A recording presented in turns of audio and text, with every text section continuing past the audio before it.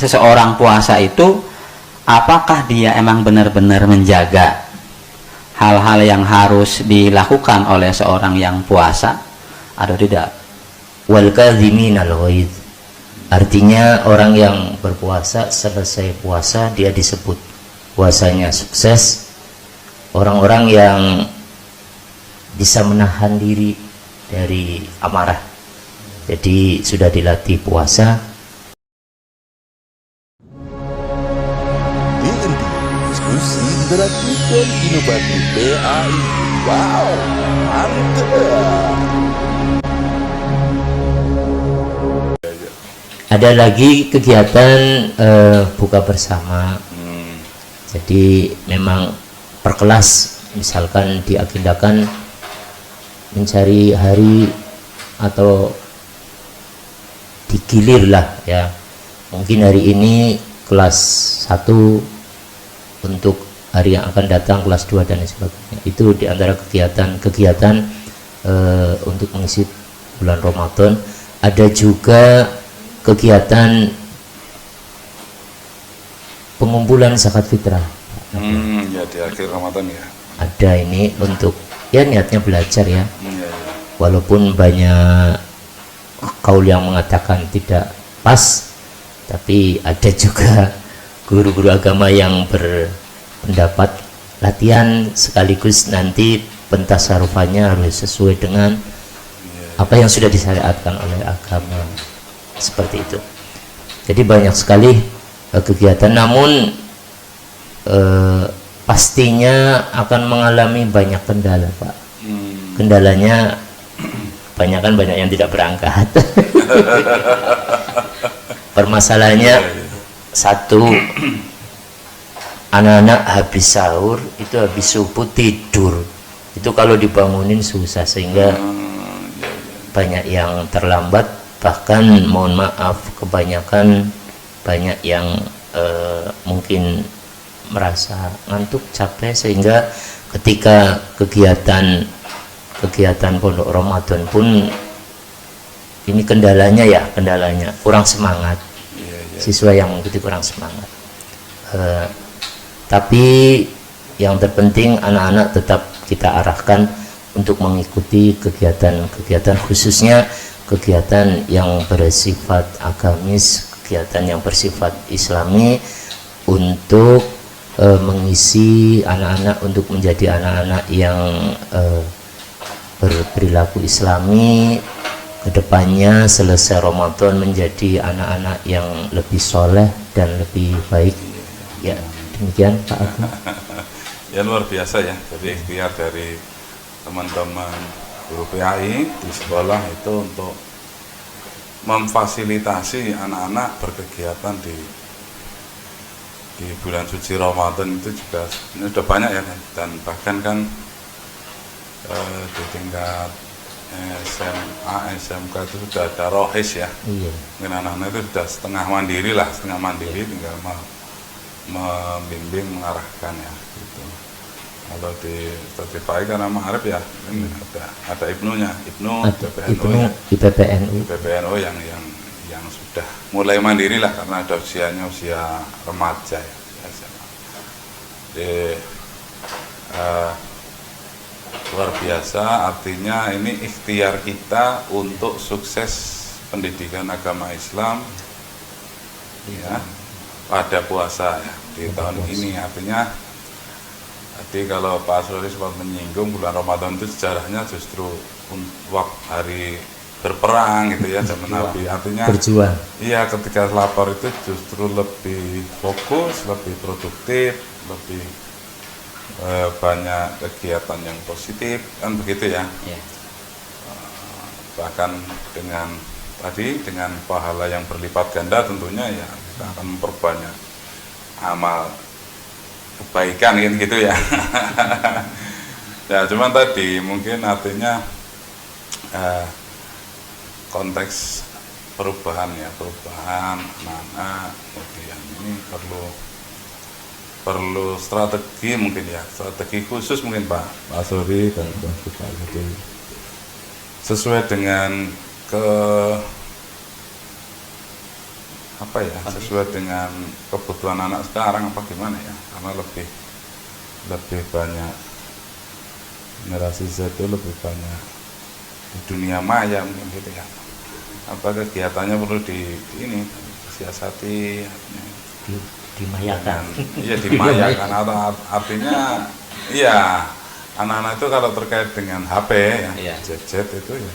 Dan kita pun kan kita juga mengakui bahwa kita sendiri pun nggak bisa lepas dari HP karena untuk sarana informasi, komunikasi dan sebagainya. Bahkan juga sekarang hampir semua lembaga keagamaan ya, termasuk semua kiai itu sudah punya akun untuk dakwah melalui ini kan ya.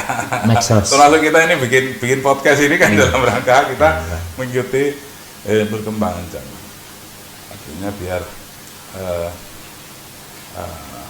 mungkin apa ya, mungkin kan anak-anak sekarang sukanya TikTok kan ya. Kemarin itu saya juga sempat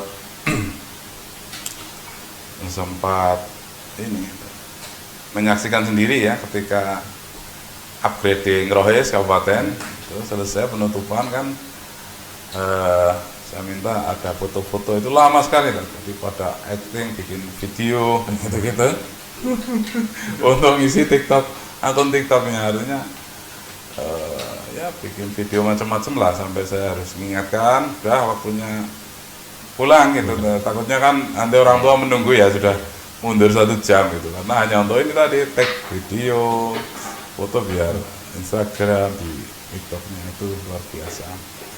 Nah barangkali ini menjadi apa ya, menjadi alternatif ya, anak-anak itu kita geser ke arah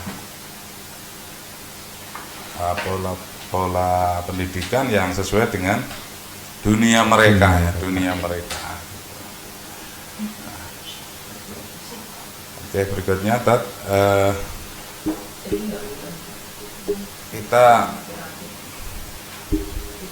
masuk ke ini ya, ke bahwa puasa itu kan tadi tujuannya untuk meningkatkan ketakwaan ya, ketakwaan.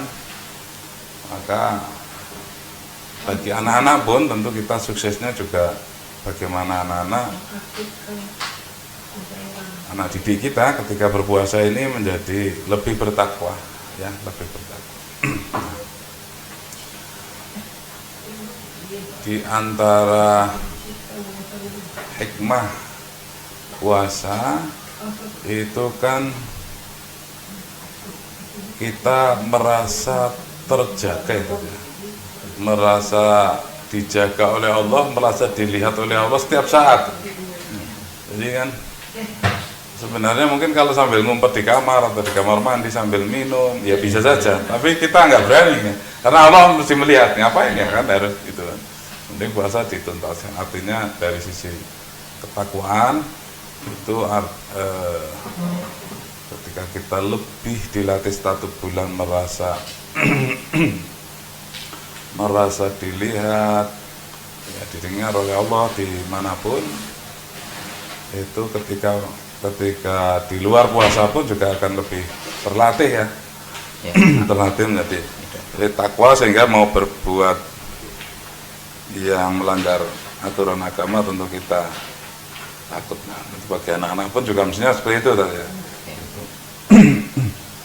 Jadi monggo gimana komentarnya terkait dengan bagaimana mengevaluasi kesuksesan anak-anak ya, dalam ibadah puasa di bulan Ramadan tahun ini, atau terkait dengan tugas panjenengan sebagai guru pendidikan agama Islam. Enggak terkait dengan evaluasi. Iya. Evaluasi pengaruh ataupun dampak ketika siswa berangkat sekolah pada bulan puasa ke bulan-bulan sebelumnya memang tidak jauh dari tujuan puasa itu sendiri, secara khusus bahwa memang bulan puasa memang adalah bulan latihan, dalam artian latihan untuk menjadi pribadi yang ketakwaannya itu memang meningkat. Nah, setelah siswa melewati bulan puasa ataupun bulan Ramadan, ya memang harapannya siswa lebih terlatih dan terbiasa untuk melakukan perbuatan-perbuatan yang baik menurut kacamata agama. Contohnya ketika bulan puasa itu kan di sekolah juga diajarin tadarus, sehingga setelah selesai ke bulan puasanya, harapannya di sekolah juga kegiatan tadarus juga dilestarikan. Kemudian semangat berbagi, misalkan kalau bulan puasa itu ada acara berbagi takjil biasanya. Nah, di momen setelah bulan puasa berarti siswa juga tidak susah untuk melakukan kegiatan-kegiatan sosial. Iya, berbagi ya. Gitu, berbagi. Kemudian dari sisi semangat belajar, ketika bulan puasa saja perut kosong itu dilatih mau nggak mau berangkat sekolah, disuruh belajar, harapannya ya setelah bulan puasa semangat belajarnya malah bertambah. Itu ininya apa namanya, targetannya memang ya. Ya, Dr. Rifai barangkali menambahkan gimana ini kita melihat menilai anak. Jadi dengan anak-anak kita, siswa atau siswi yang sudah melaksanakan puasa Ramadan, diharapkan hikmahnya adalah siswa dan siswi ini bisa membiasakan disiplin, khususnya disiplin di bidang menjalankan ibadah kepada Allah Subhanahu wa Ta'ala. Karena kalau kita melihat disiplin di sekolah kan gampang, cukup dengan waka dan mungkin Bapak Ibu guru mungkin bisa mendisiplinkan.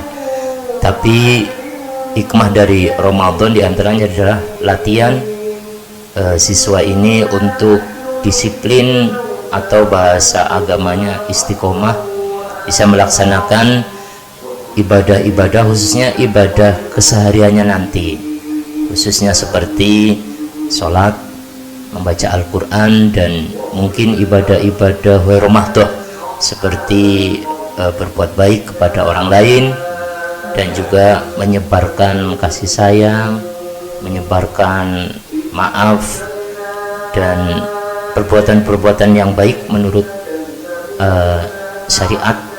Itu adalah suatu yang perlu dibiasakan, sehingga puasa Ramadan ini sangat diharapkan kepada siswa dan siswi ini untuk menjadi anak-anak yang soleh dan solehah, dan membiasakan diri untuk berbuat baik. Itu diantara hikmah daripada puasa Ramadan terhadap siswa-siswi kita.